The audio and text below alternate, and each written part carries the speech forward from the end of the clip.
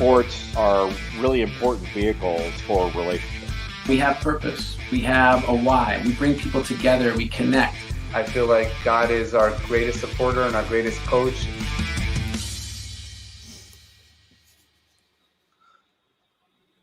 Welcome to Rabbi on the Sidelines, the show where sports and faith intersect. We are joined this week by Ben Zauzmer, Assistant General Manager of the New York Mets and well known as the author of this book right here, Oscarmetrics, the professional who knows exactly who's going to win the Oscars. So a little bit about faith, a little bit about baseball, a little bit about movies. Ben, good to see you. Thanks for being on the show. Good to see you as well. Thanks so much for having me. Yeah, so I heard about you actually just a couple of months ago, and you have so many interesting storylines through baseball, through faith, through movies, but let's actually start with the movies because I think that's where you began your fame here. You love movies, you love the Oscars, and you decided to use your amazing ability at math to predict the Oscars. So maybe just take us into how you got into that business of predicting the Oscars, and I believe a couple of years ago being 20 out of 21, which is a pretty good percentage.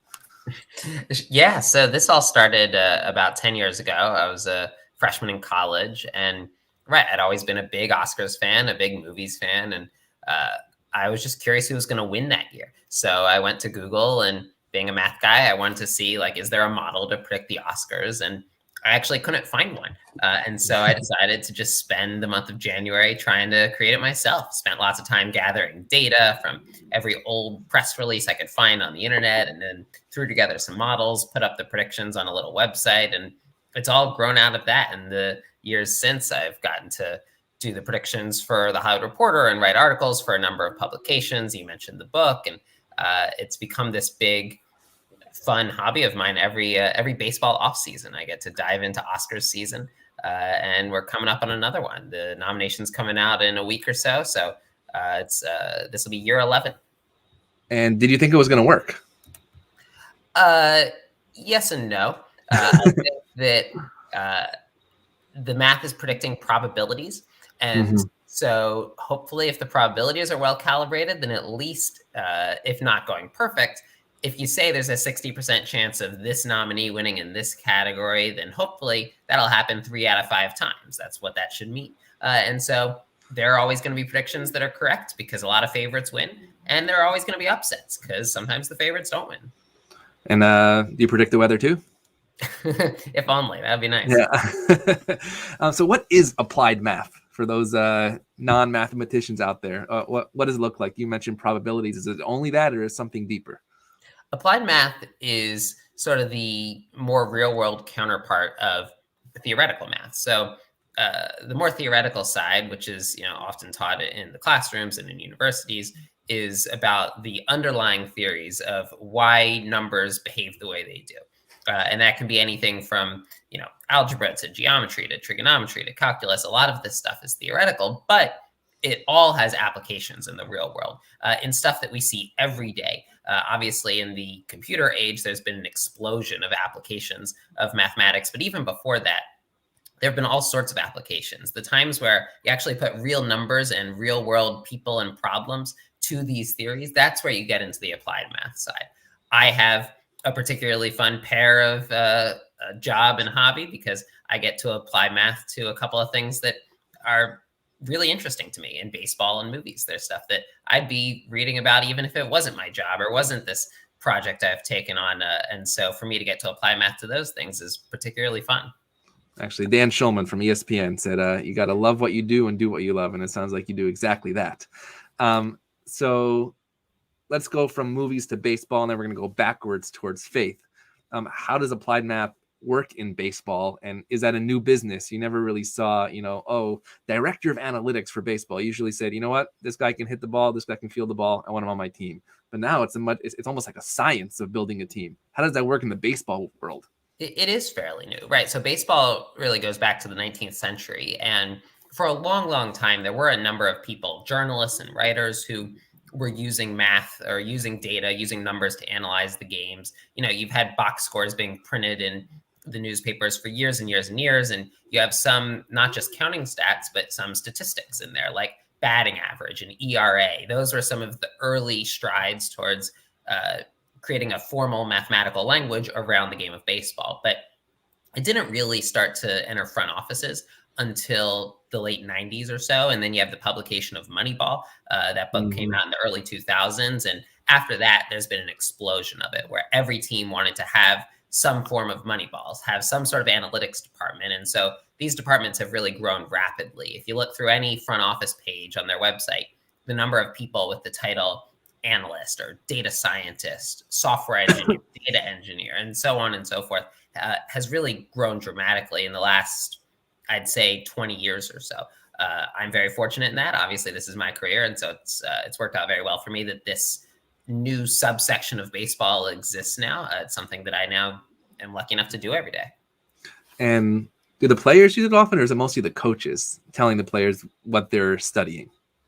So generally, we filter things down through the coaches. So our job from the front office is to use the data that we have to figure out ways that either we can help make the players we already have better, or figure out which other players, maybe players we don't have yet, we might want to bring to our team. But once we have them, the coaches are the primary ones who are responsible for coaching players. And so it's our job then to provide the coaches with the information that they need to go and talk to the players. In this day and age, you've got a whole lot of coaches that have been around this type of stuff for a very long time. And so coaches often will seek it out. They'll come to us and they'll say, hey, what do you have on this guy? Or what do you got on that guy? And then it's our job to be ready with an answer, to be able to describe that player in terms of the data. And then the coach can try to marry that with what they have from the more traditional baseball background. And so I guess, what is the probability that the probability actually works? You're seeing success in that? Yeah. So, I mean, that's why probabilities are challenging, and probabilities can be frustrating because oftentimes we want to be able to give certainties and we can't. And it's true. It's true in life. It's true in baseball. And so you can have the best hitter in the game up at the plate or the best pitcher in the game on the mound. I actually think we at the Mets are fortunate enough to employ the best pitcher in the game in Jacob deGrom. And yet you can never guarantee anything. You can never guarantee the best hitter is going to hit a home run. You can never guarantee that the best pitcher is going to get a strikeout. There's a probability that each of those things will happen. But that means there's a probability that it won't happen. And it's our job to, at the very least, quantify that. That can help us make smarter decisions. But ultimately, then, it's up to the players on the field. So let's go to the faith part, because I love what you just said about the uncertainties, right? There always is that uncertainty. And I think faith deals a lot with uncertainty. And often people find faith during uncertain times. But I think a big part of my job actually to allow people to find faith during certain times as well, to be grateful. Let's go back to your faith journey. I know you grew up in the Philadelphia area, Montgomery County, and I believe you even went to Jewish summer camp in the Poconos. Was it Ramah? That's right. I went to Camp Harlem, one of the URJ camps in the Poconos. Yes. Got it. So what was your faith background growing up, and how did that play part in your upbringing? Yeah, it was a huge part of my upbringing. So I grew up in the Philadelphia suburbs in Montgomery County, and we were very active members of Congregation Beth Or, which at the time was at Springhouse. Now is in Maple Glen, Pennsylvania. My mom was president of the synagogue. All five of us, my parents, myself, my two sisters, were very involved. I went to Camp Harlem, like I mentioned. My sisters went there as well. And so not just during the school year and all of that, but through bar mitzvah, through confirmation, through 5 summers at camp, it was always part of who we were. And even after heading out of Philadelphia, I was very involved at Harvard Hillel. I used to play guitar for the Reform Minyan there on Friday nights. And do you do that for the Mets Minyan now? Play the guitar for Friday nights? I don't know if we have one of those. Oh, I gotta check it out. One day. Yeah. And so it's that's been a part of my life since before I can remember. And you go to Harvard Hillel, you then get into the analytics aspects, and then actually, I believe in LA, you meet your Beshert, your beloved, Rabbi Sherman, who I've had the pleasure of working with out here in Los Angeles. Now you have the faith and the baseball together. What is that? Is there any combination? Are they separate? And I know you worked on some interesting projects actually with Rabbi Golko, specifically the virtual dreidel, and I believe the Shabbatograms during COVID. So how did the faith aspect work with your analytics or sort of technological piece to bring some joy during some difficult times over these past few years? Yeah. So right, yeah, like you mentioned, I'm now engaged to a Engaged, rabbi, sorry. and so that definitely, you want to talk about my own journey with Judaism. Is clearly the next big part of that, is that I get to serve the role. We're going with Rebbitzman, so Rebbitzin is the classic phrase that's I'm used. also married to a rabbi, so I'm in that boat too. There you go. So you see both a rabbi and a Rebbitzman. You get it. And so that's been just wonderful. One of the cool things about our two jobs, they're very unique jobs, is that in some sense they both have spectator involvement. They are not passive. This is not the sort of situation where you can only say, take your kid to work day on the day you can take your kid to work. That there are always members of the community that are welcomed to both. And so what that has meant for us is that I often get to accompany her to synagogue and be there in the pews as she's leading a Shabbat service or leading a high holiday service or whatever it may be, leading a 20s, 30s program. And then she has often got to come to first Dodger Stadium and now Citi Field, which have been my two offices over the last few years, and gets to watch the games play out. And so that for us has been just really, really special and wonderful that we get to be, I think, much more a part of each other's jobs because they inherently are jobs that are so welcoming to members of the community that come in and enjoy whatever's going on, whether it's a service or whether it's a ball game.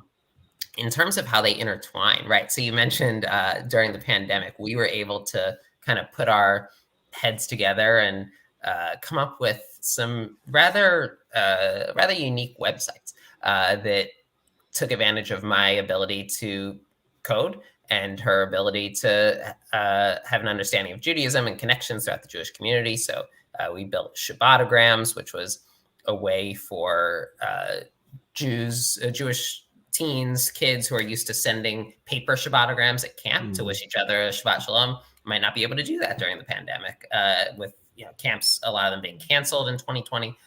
And so it was a way of sending virtual Shabbatograms to one another each Friday. And then virtual dreidel, that came about during Hanukkah 2020, the first Hanukkah of the pandemic, where it was a way for people to, in real time, play dreidel against one another, even if they couldn't physically be right there next to each other. So you mentioned spectators being an important piece of both your jobs. Obviously, we want a congregation. There's lots of art. There was a New York Times article this past week telling churches and synagogues to shut off their live stream and get people right back in the building. What was it like? I believe you were with the Dodgers at that time when there were no fans in the stands. I believe that was the year when they won the World Series. What is the role that you see as a assistant general manager in Major League Baseball of the spectator? Is it just purely entertainment, or is there a symbiotic relationship between the two? So it was weird. I mean, I think every industry was affected by this. I can't think of one that wasn't. But no doubt, when you talk about areas of life that have people coming in on a regular basis, whether that's worshipers, whether that's fans, it's bizarre to suddenly go into this pandemic era. And so, for my fiance, that meant a lot of Zoom services, something I'm sure you are quite familiar with. And for us, you mentioned that was the year we won the World Series.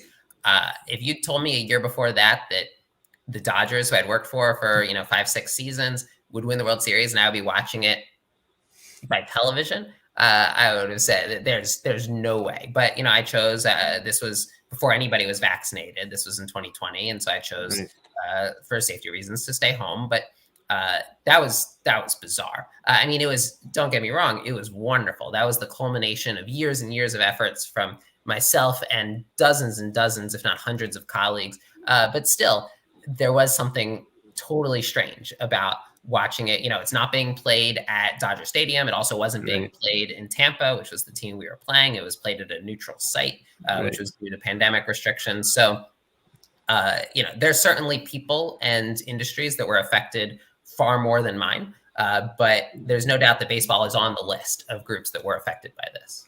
And then Seth Greenberg, also a college basketball analyst on ESPN, when I had him on the show, he talked about the idea that the locker room is his sanctuary.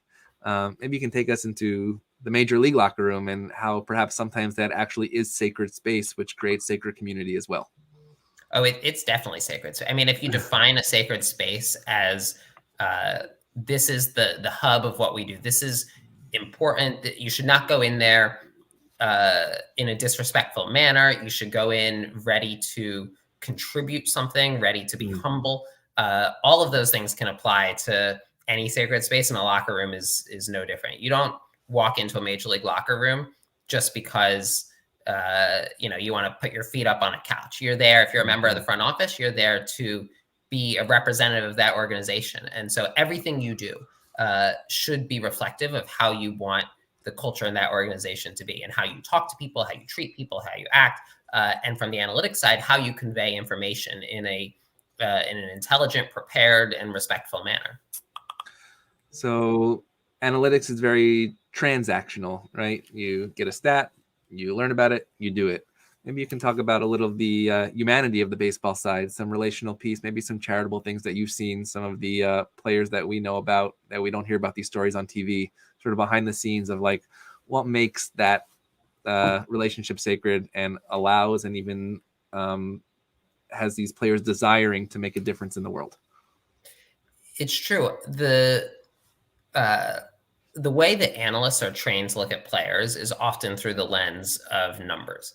That's what our piece of the puzzle is. Everyone brings their piece. Player development is about training players in the minor leagues, and amateur scouting is about finding the next stars in high school and college. And the coaches are about guiding these players into young men and teaching them how to perform on the field and off the field as well.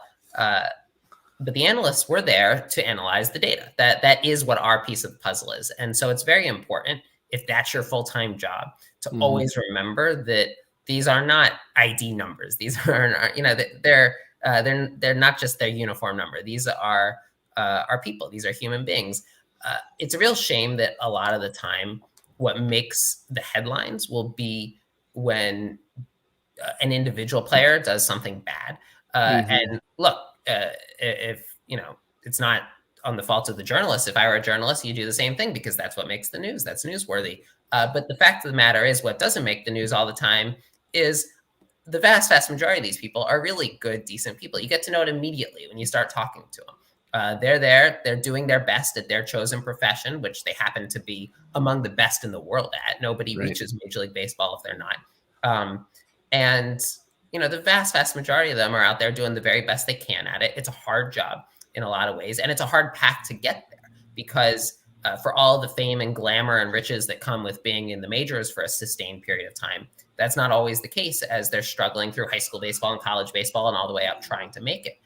And so, yes, I do look at a lot of numbers. That's my job. It's my job to analyze the data. That's a key part of what makes all 30 front offices run. But there are human beings behind these numbers, and that ultimately guides every decision we make. So when you talk about people, when you talk about numbers, and let's talk about the New York Mets for a moment, because actually I go back to Dan Schulman again, one of the best baseball announcers around. He was announcing a baseball game when Osama bin Laden was actually caught, and he had to announce to the country that this was happening. And he told me that in his ear, they're telling him about Osama bin Laden, and here he is on ESPN saying, and there's a ground out to second, and he throws to first. And at that moment, he became a representative of the American people, not just a journalist, but like a huge historic moment. How do you see the role of sports playing a significant role outside of the field, right? We talked about the racial piece, and people were having the equality on their jerseys last year through basketball or different things like that. What do you see the role of athletes playing a larger role in making the society a little better place? I going back to the Dan Schulman example, I remember that game well. So I grew up, and he was with Bobby Valentine doing that, who coached him. Who had been the manager of the Mets at the time of 9/11. So I grew up, like I said, in the Philadelphia area, and that was a Phillies Mets Sunday night baseball game. Yes. So I was watching that broadcast, and it was one of the more, certainly one of the more memorable moments, and just a flood of emotions coming through. The thing about sports is that they're captivating, and once you have something that's captivating, you by definition have an audience. You have a megaphone. And once you have a megaphone, then people who choose to use that megaphone are able to reach a much wider audience than they would otherwise. And so we see this a lot. We see this not just in sports, but, entertainers in Hollywood and on Broadway, and, anybody else that is fortunate enough to have a set of extraordinary talents to have that kind of megaphone, then has the opportunity, if they so wish, to use that for however they see fit. Especially that's true in the last decade or so with the explosion of social media. That gives them an even bigger megaphone than they would have otherwise had. But that's not to say that this starts in the last decade. This is something that goes back, a long ways, where you have pro athletes that are speaking out and speaking on behalf of certain causes, or just, you take the prototypical example of Jackie Robinson, just their very presence many times, even unspoken, speaks volumes about how society should and shouldn't act. And so you see a cause in the near future that you say, you know what, or is there a discussion in the front office to say, you know what, the Mets stand for this, or the Dodgers stand for this, and that's what we're going to do? Or is it sort of players' freedom to allow them to partake in those causes?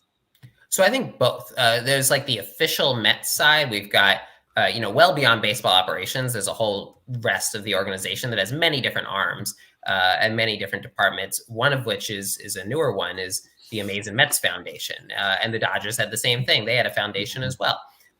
And so a lot of these, official things that come from the New York Mets organization will come from, we've got a group of people whose entire job is to use the resources and fame and, financial wealth at the disposal of the Mets to make a difference in the community. But then, you also have individual players who often have, very large megaphones as well. And will often, if they choose to, that's up to each person, but they can, speak out beyond that on things that are particularly important to them. We've seen this all the time, not just in baseball. Obviously, there's been a lot of talk about this in football and in basketball, to some degree in hockey as well, in recent years, of players that, they're not waiting for the cue from the organization. If they have something that they want to share about how they feel we should make the world a better place, they're going to go ahead and do that. And, it takes a lot of bravery. Like, doing these things under the guise of an organization is one thing, but going out on a limb, whoever the first person is out on the limb, that, it takes a lot of guts. So I just saw an interesting article over the last 2 days. I know a former Met just passed away, but Jeff Innis, I believe is correct, from cancer at 59 years old. And I know Mike Piazza wrote a beautiful, touching tribute to him. And there was an interesting quote that talked about Jeff Innis, that he saw himself as not a baseball player, but as a human being. And I thought that was a beautiful thing, that baseball was part of his life, but it wasn't his entire life. How do you see sometimes the separation between an athlete and a human being? It's a really important point, especially because in the grand scheme of things, baseball careers, sports careers are short. Short, right. Because you're only at that peak of your physical ability for some period of time. Even Tom Brady, who just retired this past week, did he really? He actually did this time. It was a false start, and then just checking. He's still in his 40s, and hopefully has a long, healthy, happy life ahead of him. That's different from many professions. Many professions, the average retirement age is significantly older, and that's just due to the physical demands of being a pro athlete who is among the very best in the world. And so, it is important to remember there is a life before baseball. There is a life after baseball. There's a life during baseball. Right. Right now, as we speak, we're in the off season. And this is a time where, there aren't the rigorous day-to-day demands on players in terms of spring training and travel and potentially postseason and all of that. And so this is a time where, players will go back to their homes. For those who have families, they'll be able to spend more time with them. And, that's all part of what makes up a person. The fact that they play baseball is their job. It's a big part of their life. But I don't know that for just about anyone you would say it's their entire life. It's a significant part of their life. So it's also a significant part of their year, right? Over 180 games of baseball. It's not like college football where you lose that first game and you're basically out of the college football playoff. Even the NFL, a couple games, you might, miss the playoffs. But college baseball, or Major League Baseball, that's a long haul. And I also see that as a sort of connection to the faith, right? Our faith is a long haul. If you just take one moment in faith, when I think of Shabbat service, there's somebody saying the mourner's Kaddish, there's somebody having an anniversary, there's somebody having a yortzeit for an anniversary of a loved one's death, there's somebody celebrating a birthday, and there's somebody celebrating a wedding. And they're all there in the same moment, right? How do you look at the long arc of that baseball season and realizing there's that short-term goal, but it's not just about the guy's going to pitch a curveball or a slider, but the long arc of data analytics? How do you work on that strategy? What I try to do to the very best of my ability, and what I think many good clubhouses do, is you have to remember that it's a long season, that opening day is going to come around, and usually late March, early April. And whenever it does, half the teams will lose across the 30 clubs. And suddenly half the teams can't be undefeated for the year. And give it another week or two, and I can almost guarantee nobody will be undefeated. And give it an entire season, and the very, very best team in baseball, the best team, is going to lose at least 50 times, and maybe 60. Depends on the year. And it's hard to have the right combination of how down to get after a loss. Mm-hmm. Not be so over the top depressed about a single loss if you're going to have them at least 50 times a year, and probably more. But on the other hand, you do have to take a step back and learn from the losses and think, well, what could we have done better? Therefore, what can we do better in the next game? And so it's tough, but there is that fine line between the two, where you need to have you can't have the emotional roller coaster throughout an entire season where you're that high and that low after every game, but there needs to be enough so that you're constantly asking yourselves, how can we improve? I mean, a batting champion, maybe bats 400, right? Okay, free throw percentage, you want to get 80-90%, right? But you don't see a stat in baseball that's 80-90%. Basically, a failing stat is an amazing stat. So that idea of the high and low is really, really fascinating.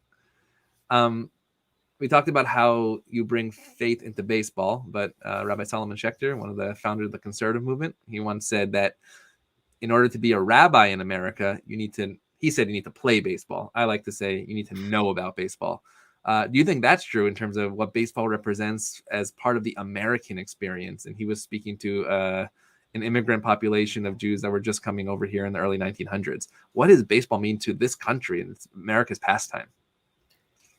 It's I like the quote a lot. I don't know if you have to play baseball, but I do agree that there's something to be said for knowing something about the game, because it is such a quintessentially American pastime. And I think that actually goes to explain why there has constantly over the years been a real interest in the game among new immigrant communities. And that includes many Jewish immigrants, many of whom came over like many members of my family did in the earlier parts of the 20th century. And they were yearning 100 years ago, or for more people who came more recently, they were yearning whenever they came to be a part of this society. And one of the ways you do that is you get to know what the sources of entertainment are for that society. And baseball has consistently been one of the biggest ones. And so I think that does go to explain how you had such a huge initial bump in interest in the game. And then you had players along the way, the Sandy Koufaxes of the world, that led to even further bumps where, if you can see yourself represented among the players, you're more likely to be more interested. And I think that collection of things has been the primary driver as to why there is a real interest in baseball from the Jewish community, from many other communities, is because there is something quintessentially American about it. And one of the incredible things about this country is that we allow newcomers to become quintessentially American. Right. So you have worked or continue to work in two major metropolitan areas, but also have basically the two largest Jewish communities in this country, and not only this country, but outside of the land of Israel. You mentioned Sandy Koufax, obviously, with the Yom Kippur thing. Obviously, Sean Green was part of the Dodgers. I know the Dodgers, and I know the Phillies, I know the Mets. They have Jewish Heritage Day.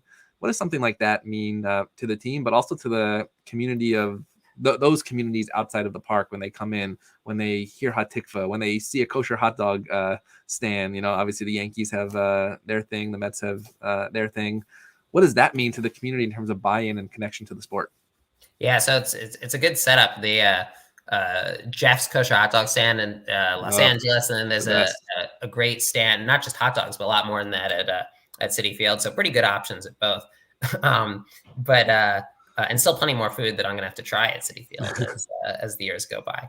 But no, it means a lot, and you can see it when you look around at the stadium, because oftentimes they will associate that with some giveaway, and so you see a lot of people who are very proudly wearing whatever it is that year. I myself, from previous giveaway days, am the owner of some Dodgers Keep Poked and some Dodgers in Hebrew T-shirts and things of that nature, and I would be not surprised at all if I wind up with some similar Mets gear, some paraphernalia in Hebrew, because it's a way of expressing pride on that day, and it's why these teams do this for all sorts of different communities through the year. And typically some sort of whether it's celebrating Israel or Jewish heritage is often one of the days on the calendar. And actually, Dr. Jeff Gurak, he's a professor of American Jewish history at Yeshiva University. He explains that you can learn about the American experience through sports. And he actually compared the Sandy Koufax example to many years before that of Hank Greenberg, who also didn't play in Yom Kippur, to, I believe, in the 86 Mets, when the Jewish community was outraged that the game was going to be on Kol Nidre, and they moved the game up. And so first it was, gearing towards the sports, but then the sports team actually reacted to the community around them to make those changes. What is the outreach? But is there any outreach outside of the stadium with those communities? And if so, how does that work? So I got a good Yom Kippur story for you. I don't know if this is exactly answering the question, but I feel it's might be a better answer. Any Yom Kippur story in baseball keeps the people awake. We're good. So was working for the Dodgers one year. It was during the playoffs, and there was a game the afternoon of Kol Nidre. And so as for my own practices, I, first of all, I want to attend services, but also I'm not going to be in my place of work on Yom Kippur due to my level of observance. And so I was going to need to be out of there by, before sunset. That was going to be my standard for myself. And it was a playoff game, and the game was tied. And I'm thinking, oh man, this is pretty clearly gone to extras, and I'll miss the end of the playoff game. And it turns out that then in the eighth inning, bottom of the eighth, is the Dodger Stadium. Chase Utley, who is it's an interesting one. He's probably the most beloved player for many Phillies fans. Might be public enemy number one for many Mets fans. Also pretty beloved now by Dodger fans because he had some years there as well. So a lot of strong opinions about him. But he comes up and has the go-ahead single in the bottom of the eighth. Kenley Jansen closes out in the ninth. I hop straight in the car. I drive through. It was a McDonald's drive-through because that was the only thing I could find. That I didn't have time to get out of the car. Got to services, ran in, finished my meal as I'm walking in, and made it on time for the beginning of Kol Nidre. So you bring up Yom Kippur and baseball, and my mind immediately goes to that story. Actually, a couple years ago, I was at the Dodgers Phillies. I believe it was the NLCS. Yep. Pedro Martinez on the mound, and there was probably almost a minion of rabbis in that section. And shul began at 6 p.m. We got to the chapel at 5:59, and it was perfect timing. It's hard to get out of. It's hard to get out of Cesar Chavez Ravine on a Friday afternoon, yes. But we had the miracle of the sea splitting on the 101 that day, so it was great. I like it. I'm going to go back to this book for 1 second. If you're watching Oscarmetrics, definitely check out this book before the Oscars and see how he does it. You mentioned these strange corollaries that most people wouldn't expect. You expect, best actor wins best picture. But you mentioned the film editing, how that really can foretell the future of who will win the best movie. Maybe explain just how that works in the movies, and then maybe how that works in baseball, how some obscure detail, you don't realize that it will relate to something bigger that way, that it's not just about swings and strikes and balls. Yeah. So, starting on the film side, you've got now 23 categories at the Oscars, and each one is related to the other to some degree. And the reason that even two relatively dissimilar categories are related is that voters who like a given movie are just more likely to vote for it up and down the ballot, regardless of the category. But certain categories are more related than others. And so what math can help us do, without painstakingly going through every pair of categories, which would be a pretty big number, it can help us rather quickly figure out which categories are more related to one another. That is a crucial principle for Oscar prediction because we don't know who any of the winners are going to be before the night starts, but we do know who all the nominees are. And so when those nominees come out, they actually tell us something about which nominees in other categories are more likely to win. And that's more data that we can use. Baseball's the same way. There's a lot of stuff about how the game's going to play out that we don't know before the first pitch is thrown. But we do kind of know, almost like a chessboard being set up, we know who all the pieces are and how they're possibly going to move. And so we know the entire lineup of both sides and what the players on the opposing team have historically done. And so that can become very important information when figuring out how we can best respond, how our hitters can respond to their pitchers, how our pitchers can respond to their hitters. So I want to ask you a baseball question based on Israel in the Olympics this past year, and then a little prediction in terms of what you see in Major League Baseball this year. Israel obviously made the Olympics this year, the first time they've ever had a baseball team. Many of those were, in fact, former major leaguers. If you did follow that story at all, what do you see the impact of that in terms of mostly American Jews representing the state of Israel in the sport of baseball, which was also new to the Olympics as well? Yeah, that was really fun to watch. I think that anytime you have the ability to expand the reach of the game around the world, that's a great thing for the sport.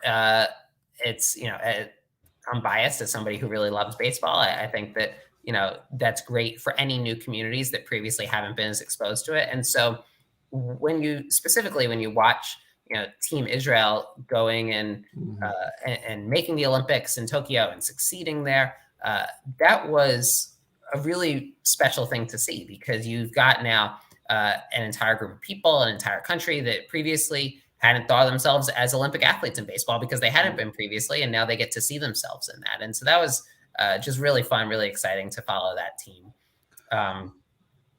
What was the next one? You want a prediction on this year? Oh, not yet. So now, what is the message actually to younger people? So we actually had some of those baseball Israeli Olympians who live out in LA. They came to Sinai Temple. They spoke to our kids, basically saying, like, you kids who are 10, 11 years old playing Little League, one day, just because you're part of this community here at Sinai Temple, part of the LA Jewish community, you can play in the Olympics for the state of Israel. Were you planning to play in the major leagues as a kid? Were you planning to go into analytics? What was your path? And what is the message to kids who, the probability, and maybe you can tell us the probability of actually making the major leagues as a player. But if that's not so high, then what is the next step that you can say, you know what, you don't want to be involved with sports on a high level. You can do this too. Oh, yeah. I know. I'll be totally honest. I've known from a young age I was not a future Major League Baseball player. I enjoyed playing the game. I played Little League for 11 years, but no, never at a level where anyone was confusing me for a future Major League Baseball player. For me, it was a fun thing to do with my friends, and that was always going to be the extent of it. But yeah, I mean, the cool thing about sports is there are thousands and thousands, if not tens of thousands of people that make their living off of sports in ways other than just playing on the field. Obviously, we have things that are more baseball adjacent, my own job or coaches or scouts or anything like that, but a whole nother wealth of people that work in front offices, from lawyers to HR reps to graphic designers to ticket salespeople to, you name it. There's just a ton of people that all work behind the scenes to make this show happen.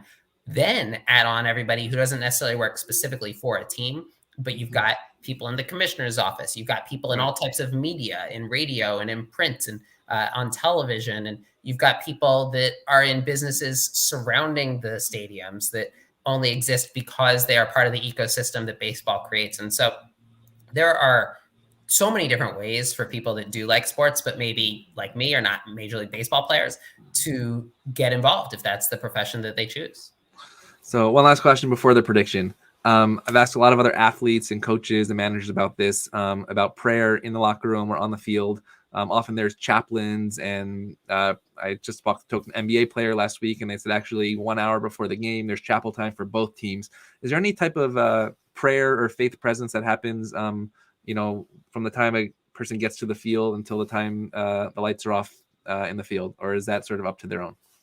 No, a number of teams do have that. Do have something that's more formal than just their own personal private prayer. A number of teams will have chaplains who either part-time or full-time will travel with the team. A number of them also will have groups. There will be a number of players that will seek each other out because they all have some religious background and they want to get together to have a service. I'll admit, the one I was most envious of was on Sunday mornings before a Sunday day game at Dodger Stadium. Vince Scully, back when he was still the announcer of the Dodgers, used to actually lead a prayer service for members of the Catholic community who were working at the game and therefore they couldn't be in church. They had to be at the ballpark because there was a 1 o'clock first pitch. And that was one to get to hear that voice reading to you from the scripture. I can't imagine anything much better than that. But no, there is a lot of that a real presence of that does take place because there are so many people from all faiths that are working in the game and therefore want to have a place to, even if they can't necessarily make it to church or shul or mosque or wherever, that want to still be able to have a place to pray. So maybe one Oscar prediction, anything coming up here, and then the baseball prediction. So it's early this year. If you ask me right now, and we're talking, early February, I would say it's looking like Power of the Dog or Belfast are sort of the two most likely Best Picture frontrunners. But you're asking me before the nominations even come out. And so if we find out next week when the nominations come out that one of them, say, didn't get that Best Director nomination or didn't get that Best Film Editing nomination, or maybe fewer acting nominations than were expected, no screenplay nomination, things like that could start to leave room for West Side Story, for Dune, for one of these other top contenders that King Richard or Coda that could start to sneak its way in and try to start to climb up that list. So we've still got about 6 or 7 weeks or so, and still plenty of time to change those standings. And then what about the Mets? What are you excited about? What can Mets fans be excited about? And just in general, what are we going to see about Major League Baseball that's going to excite the American populace this year? This is a very exciting year to be a Mets fan.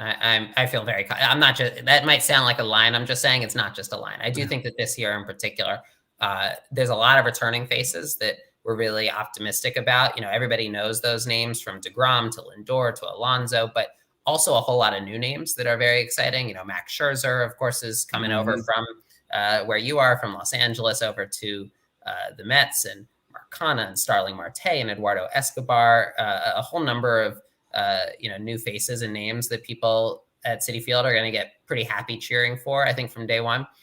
So from the Mets side in particular, yeah, I think there's a lot to be excited about. From the fan side, I think it's also just a really exciting year as we continue, fingers crossed, to emerge from the pandemic, for people, more and more people who are fully vaccinated or otherwise feel comfortable coming to ball games to be able to partake in that. I think is just going to be one of those really happy signs of life returning to the normal that it could be, if we keep the pandemic under control. Absolutely. We are so excited here on Rabbi on the Sidelines to not only hear Oscar predictions, but really be excited for the upcoming baseball season, what it means to America, what it means to the Jewish community, what it means to the faith community. We're so grateful to have Ben Zauzmer, Assistant General Manager of the New York Mets and author of Oscarmetrics. Ben, it's a pleasure, and we look forward when the Mets return out here to the West Coast and the Dodgers to having you and, of course, Rabbi Golko here at Sinai Temple. Thanks so much for joining us. Thanks for having me. Have a great day.